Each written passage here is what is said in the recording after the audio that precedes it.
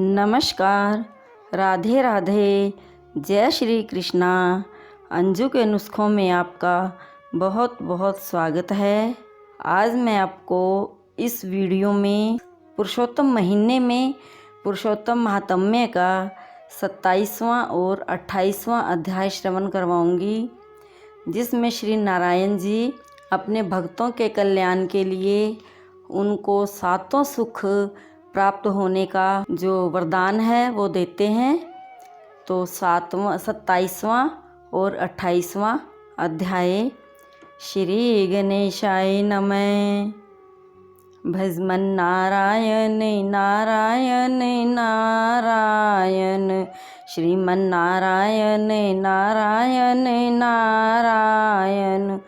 भजमन नारायण नारायण नारायण, श्रीमन नारायण नारायण नारायण।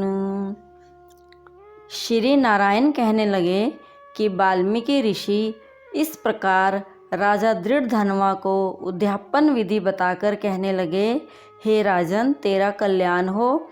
अब मैं पाप नाशिनी सरयू को जाता हूँ। तब राजा आनंद युक्त स्त्री सहित उनकी पूजा करने लगा। ऋषि ने राजा की पूजा को अंगीकार कर उसे आशीर्वाद दिया। तब सायंकाल हो जाने पर वाल्मीकि ऋषि वहाँ से चल दिए। राजा भी सीमा तक उनको पहुँचाकर अपने घर आया और अपनी रानी गुण सुंदरी से कहने लगा, हे सुंदरी, राग द्वेष वाले गंधर्व नगर के समान इस संसार में मनुष्यों को क्या सुख है।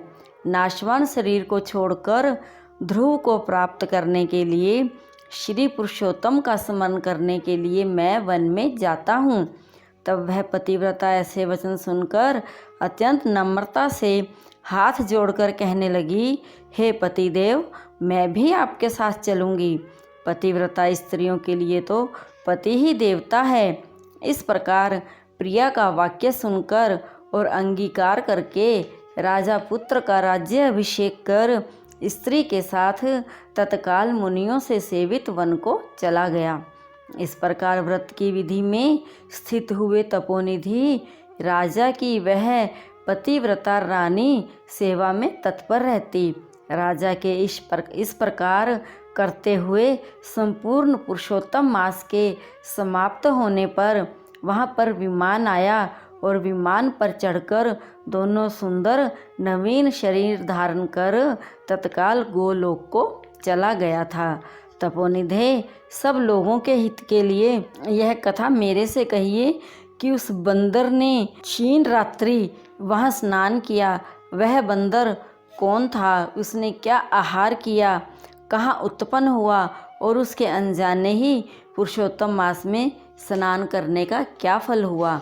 तो श्री नारायण बोले, केरल देश में अत्यंत लोभी एक ब्राह्मण था। इस कर्म से लोगों में वह कंजूस नाम से विख्यात था। यद्यपि उसके पिता ने उसका चित्र शर्मा नाम रखा था। वह कभी भी कोई भी धार्मिक कृत्य नहीं करता था। एक वन में विचरने वाला माली उसका मित्र था।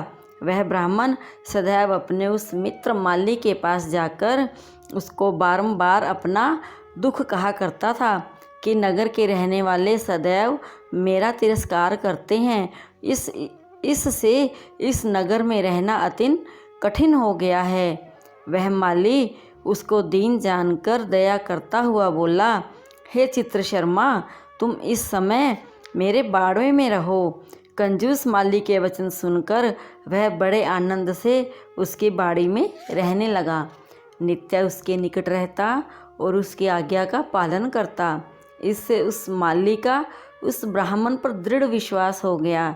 तब उस माली ने अत्यंत विश्वास से उस बाड़ी का उसको अधिपति बना दिया और सब प्रकार से बाड़ी की चिंता छोड़कर स्वयं ने राज मंदिर में नौकरी कर ली। इधर लोभ से अत्यंत दुर्बल वह कंजूस बेचने से बचे फलों को बड़े आनंद से निर्भय होकर खाने लगा। उस बाड़ी से उत्पन्न हुए द्रव्य को निर्भय होकर आप ही ग्रहण कर लेता और जब बाड़ी का माली पूछता तो असत्य बोलकर बहाना करता।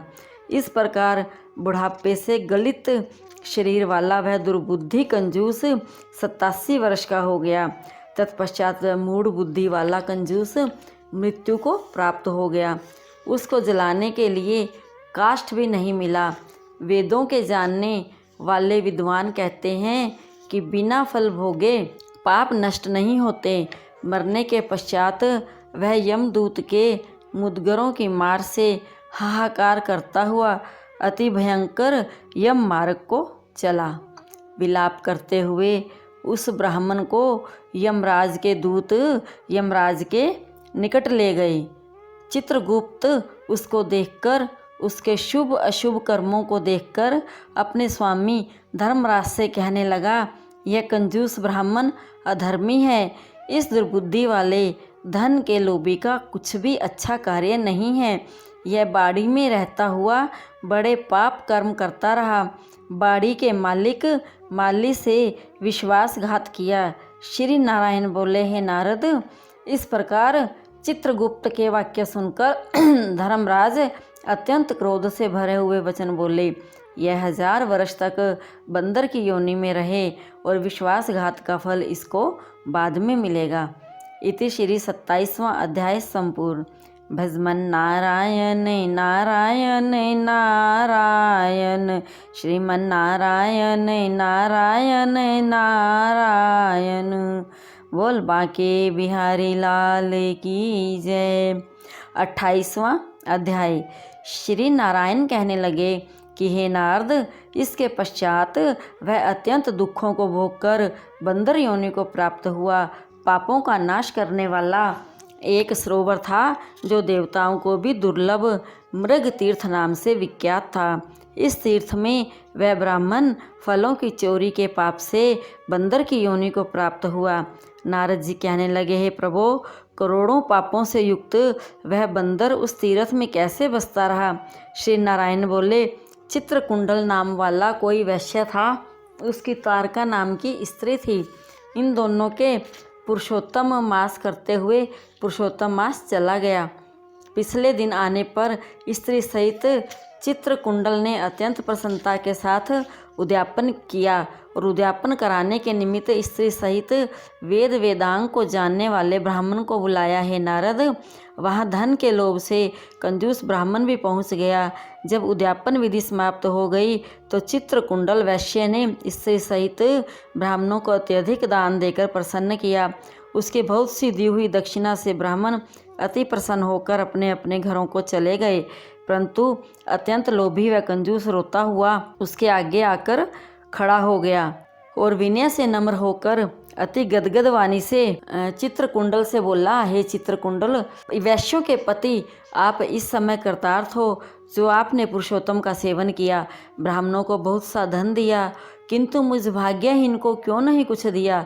उस कंजूस के ऐसे वचन सुनकर उस वैश्य ने कंजूस को भी बहुत सा धन दिया। उस ब्राह्मण ने इस धन को लेकर पृथ्वी में गाड़ दिया।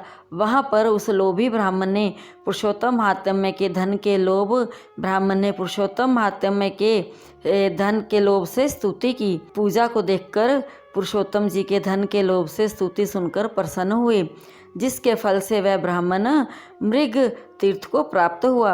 वह तीर्थ जल वाला, घनी छाया वाला, मीठे मीठे फलों वाला, पेड़ों से शोभित अत्यंत सुंदर वन था। श्री नारायण कहने लगे, हे नारद, जब श्री रामचंद्र जी ने समुद्र में पुल बांधकर रावण का वध कर दिया तो रावण के मारे जाने से ब्रह्मा, शिव, इंद्र आदि सब देवताओं ने प्रसन्न होकर श्री रामचंद्र जी को वर मांगने के लिए कहा। तो उस समय रामचंद्र जी ने कहा, हे देवताओं, यहाँ पर जो शूरवीर बानर राक्षसों के हाथों मारे गए हैं उनको शीघ्र जीवित कर दो। इतना सुनते ही देवताओं ने अमृत की वर्षा करके सब वानरों को जीवित कर दिया। जीवित होकर सारे वानर जय जयकार कर उठे। फिर श्री रामचंद्र जी विमान में बैठकर चारों ओर खड़े हुए वानरों को कहने लगे, जहाँ जहाँ पर मेरे ये बहुत काल तक जीने वाले वानर बसेंगे वहाँ पुष्प फल वाले वृक्ष हो जाएंगे, नदी मीठे जल वाली हो जाएगी, शीतल सुंदर सरोवर होंगे। मेरी आज्ञा से तुम सब जाओ, तुमको कोई नहीं रोकेगा। हे नारद, फिर वह लोभी वानर पर्वत जैसा बढ़कर बहुत सी भूख और प्यास से युक्त होकर लोभी हो वन में विचरने लगा। जन्म से ही उसके मुख में पित्त की पीड़ा थी।